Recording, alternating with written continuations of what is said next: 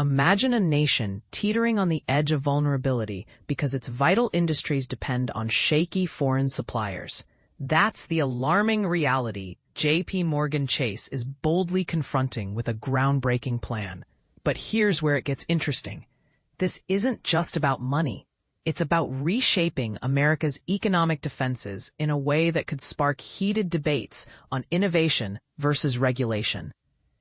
Today, JPMorgan Chase unveiled its ambitious Security and Resiliency Initiative, a massive $1.5 trillion commitment spanning a decade to support, fund, and invest in sectors vital for national economic strength and durability. Central to this effort, the bank will pour up to $10 billion directly into equity and venture capital for chosen U.S.-based firms, aiming to fuel their expansion, ignite fresh ideas, and fast-track strategic production in manufacturing. Jamie Dimon, the chairman and CEO of JPMorgan Chase, didn't mince words when he highlighted the root problem. It's painfully evident that the United States has grown excessively dependent on untrustworthy external sources for essential minerals, goods, and production capabilities, all crucial for our national security, he stated. Our safety hinges on a robust and adaptable American economy. What we require is greater velocity in action and funding, coupled with the elimination of barriers, overbearing rules, administrative red tape, political stalemates, and an education system that doesn't cultivate the necessary talents. And this is the part most people miss. Dimon's call to dismantle these obstacles could be seen as a radical push for efficiency, but what if it risks weakening environmental protections or worker safety? It's a controversial stance that begs the question, where do we draw the line between progress and prudence? This initiative arrives amid America's push to update its infrastructure, strengthen supply lines, and roll out growth-promoting measures. JPMorgan Chase will zero in on four main pillars, assisting businesses of every size and maturity level through guidance, loans, and sometimes direct investments.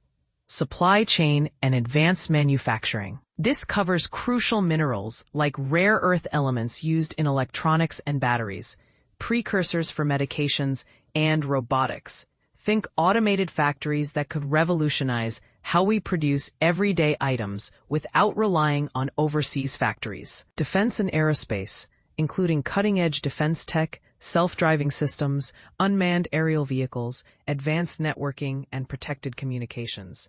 Imagine drones enhancing military surveillance while safeguarding against cyber threats. Energy independence and resilience, focusing on energy storage solutions like advanced batteries, sturdy power grids, and decentralized energy sources. This could mean homes and businesses generating their own power, reducing blackouts during crises. Frontier and strategic technologies, encompassing artificial intelligence, cyber defenses, and quantum computing, fields where breakthroughs could transform data security or enable super-fast problem-solving in science and finance. To dive deeper, the bank has broken these four areas into 27 specific subcategories, detailed at https://www.jpmorganchase.com/content/dam/document/sri/27 subareas PDF. From ship construction and nuclear power to advanced materials and key defense parts. Originally, JPMorgan Chase intended to provide and fund about $1 trillion over the coming decade for clients in these pivotal sectors. With extra resources, expertise, and emphasis, they're planning to bump that up by as much as $500 billion, a 50% hike, covering mid-tier firms and major corporations alike. Dimon elaborated, this fresh undertaking encompasses steps like securing steady supplies of life-saving drugs and vital minerals, safeguarding our country, constructing energy networks to handle AI's growing needs, and pushing forward innovations in chips and data hubs. Our dedication to partners in these fields is rock solid. A legacy of backing essential sectors with over 200 years in global finance, JPMorgan Chase has long been a powerhouse in bolstering U.S. priorities. Its unique position allows it to speed up investments that build toughness and spark creativity, not just domestically, but globally. boasting connections to 34,000 medium-sized enterprises and over 90% of Fortune 500 giants, plus strong ties to top private equity and venture firms. The bank's commercial investment bank has topped the investment banking charts for more than 15 years. It has deep roots in advising on major deals in defense, aerospace, healthcare, and energy.